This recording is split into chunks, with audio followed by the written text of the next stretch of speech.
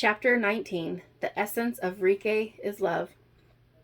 As a result of our offer to pay his housing while in the Himalayas, James asked that we come in for private lessons at the Hapkido Zhang. Barry and I didn't feel the trade was necessary, but we enjoyed learning from James and would take advantage of his gracious offer.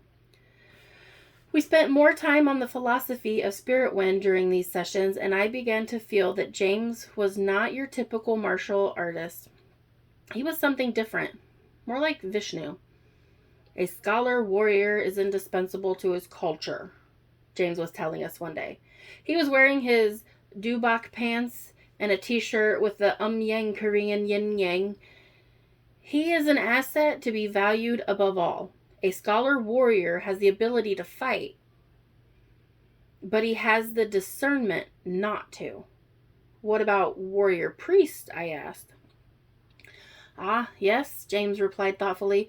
When the priest was a shaman and controlled the ceremonies of only a village or a cluster of villages, he was more valuable as a warrior priest. In today's society, a missile-wielding zealot is more dangerous than ever. He may attempt to reclaim the Holy Land or the Garden of Eden by force. The connotation of priest has radically changed over time. Barry and I nodded in our limited understanding. We were likewise dressed in gi pants and t-shirts, but our shirts sported the dojo emblem. A warrior and a priest are political figures, James went on, because the priest affects the minds and opinions of his parishioners and the warrior creates regime change. The scholar, on the other hand, can remain objective, observing the goings-on from outside perspective without investment. He paused to be sure the point was sinking in. When a scholar warrior becomes a teacher warrior, he risks the same politically subjective disposition as a warrior priest. Barry and I nodded more confidently now. Tell me, Ruby, James said. Tell me what you just learned. When a spiritual advisor is only concerned with helping his people reconnect with themselves, one another, and with all of nature, he is ever more valued as a warrior. A peaceful warrior is the ultimate warrior. James's hand shot up as I had seen it do during hypnosis, and he smiled. He turned to my husband. Barry? The power is held in check by reason and understanding. Harmony is paramount to dominance. Peace is paramount to power, Barry said. And peace, or harmony, is the ultimate power, James concluded. Another day, the lessons focused on healing. James hadn't turned the lights on in the dojang, and it had transformed once again. The dim light and shadows from the plate glass windows created a private sanctuary from the wild, mad outside world. Barry and I arrived to find James going through a series of exercises that looked to us to be like yoga. It's a Pilates routine, actually, James said, but it's rooted in the movements of a Japanese-based karate raiha called Jaishin Ryu Karate Jutsu. It teaches proper breathing and body movement for health and longevity. It increases joint health and range of motion while strengthening the core. I do it for maintenance, but today I felt like I needed a bit of self-healing. I meditated, practiced reflexology on my hands to identify the problem areas, and began light stretching and Pilates to clear any blockages in those identified areas. He looked at Barry and with me with satisfaction. But now that you're here, he said, we can do real work on one another. Kiatsu? Barry asked. Yes, but let's focus on energy projections today, shall we? James put a forest green yoga mat on the floor and asked me to lie on it face up. The mat was almost black in the dim light. It was cool to the touch until my body heat warmed it. I felt a bit vulnerable lying there alone in the middle of a large training surface with passerbys walking on the sidewalk able to see me in my dubak pants and dojo shirt. Through the large plate glass windows, I was like a patient in surgery, and Barry and James were the surgeons. But I wasn't asleep. As I fidgeted with my clothes and tried to get my head comfortable on the mat, James soothed me with his soft voice and movements of his hands that pushed my energy down to my one point. He was calming my mind and my body. Finally, I took a long, deep breath and I settled into the mat. My arched back relaxed. Now we can begin, James said. Ruby, just close your eyes and breathe as you've been taught. In through the nose, out through the mouth. Remember to press your tongue to the roof of your mouth while inhaling. Remember to keep your throat relaxed and belly breathe. Barry, you are going to do the same breathing. Close your eyes as you kneel next to your wife. With your hands on your thighs, just breathe. Put yourself in a good place. Relax and clear the mind. When you both feel ready, Barry will know. You don't need to speak to one another. When the time is right, Barry, simply place your hands palm down an inch over the area of Ruby's body that needs your energy. All three of us were still for a few moments while Barry and I meditated. It felt good to relax. I remember at one point that I felt a connection with Barry at an energetic level, not physical or mental. It was like my electrons were flowing to him and his to me. At about that time, my forehead and my chest began to get warm. At first it was subtle, and I wondered if I was imagining it, but the warmth was soothing and healing. After a while, the heat began to feel searing, and my head started to throb. I opened my eyes, and Barry jerked his hands away instantly. I looked at Barry, and we both turned to James. "What did you feel?" James asked us. "My hands were red hot," Barry said. "When Ruby's eyes popped open, I knew she was uncomfortable too." "Yes," I added, "I was uncomfortable near the end. The heat was too intense." I turned to Barry and asked, "Were you touching me?" "No, I kept my hands an inch off your skin like James instructed." "So what was that?" I asked James. James looked especially kind as he attempted a diagnosis. Barry placed his hands simultaneously over your two chakras. He connected your heart to your third eye. He was a kind of jumper cable between them, and the current was strong. "But is there something wrong with me?"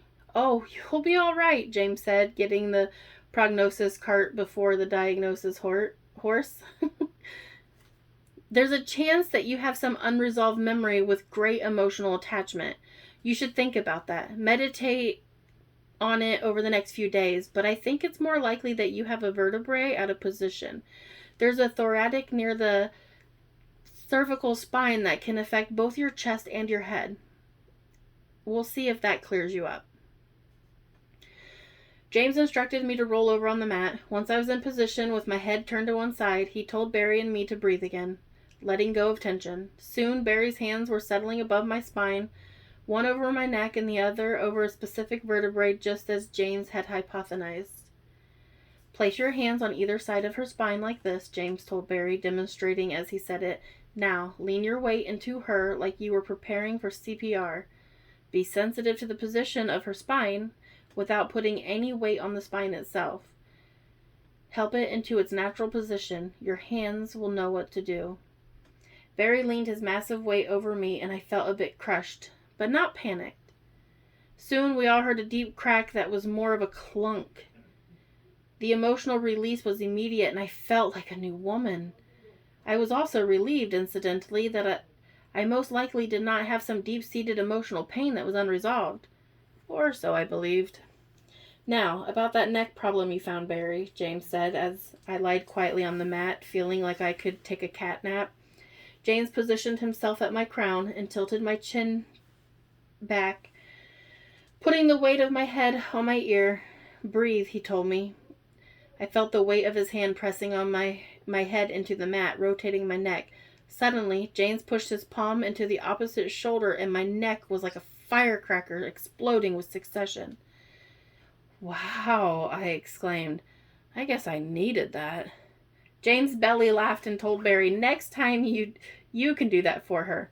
I'll walk you through it." I sat up feeling oxygen-rich blood reaching places it hadn't been to in quite a while. I had electric current passing through circuits that hadn't been firing in a long time. I feel great. We all laughed together, and James began to teach us about Kiatsu. He told us that we had learned about energy flow and about structural alignment. The mind, body, and spirit are all one, he said. When there's a blockage in one, there is a blockage in three. In my time of searching, the time between parapsychology and hypnotherapy, I had looked into reiki, but I found that it was more predisposed, at the time anyways, to a counseling approach which uses words and verbal interactions to find solutions to people's ills.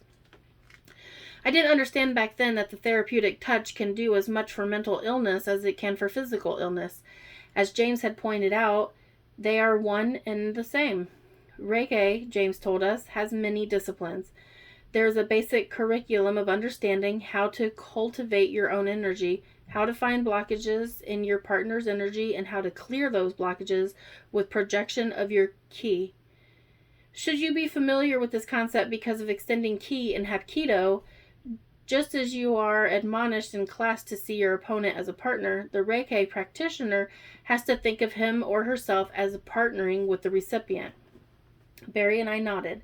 We had never thought about the aggressor in a self-defense scenario needing to be healed. So in Hapkido, I should think in terms of healing the opponent rather than defeating him, I asked. James smiled and his chest rose. I think he felt real joy at that moment. Ruby, you've said it. Your opponent/partner, even when he is an aggressor, especially when he's the aggressor, is in need of healing. You facilitate that through creating harmonious environments. Just like in Kiatsu or Reiki, the patient ultimately heals herself, but the practitioner helps to create the right environment. Our job in Spirit Wind, Barry contributed, is to facilitate harmony and healing. James's smile grew broader. His green eyes sparkled while they softened. Your strongest tool is empathy, he said. How is Reiki different from Kiatsu? I asked, refocusing the discussion. Reiki, James explained, for whatever reason, has become more esoteric and less hands-on.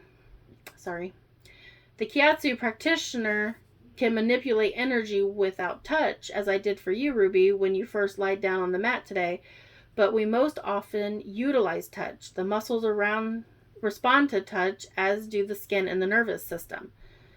The bones are able to be set with touch and pressure from the fingers, palms, elbows, so forth. I'll never witness Reiki setting bones. To me, Kiatsu is more complete as a healing art because of the physical manipulation.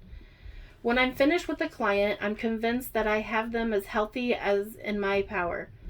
They have a straight skeleton and healthy muscles. Their joints are free of jams and their meridians and chakras are cleared of blockages.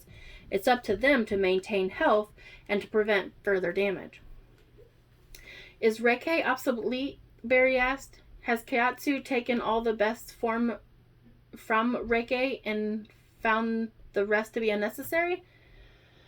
Oh no, Barry. I'm not suggesting that Reiki is not useful. I'm also not suggesting that Kiatsu has taken all of the best from Reiki. My limited understanding of Reiki is completely inadequate to make such assertions. I have a high level of respect for Reiki and its practitioners. What do you like about it? I asked. Reiki teaches its adherents to live in the moment. It teaches them that the only true experience is now. Reiki people I've known are excellent at mindfulness, smelling the roses, if you will. They make excellent eye contact and smile when their hearts are full. Although they make plans for the future, they are not living in the future, nor are they captives of their past. They forgive themselves and others. The health of their spiritual body is dependent upon it.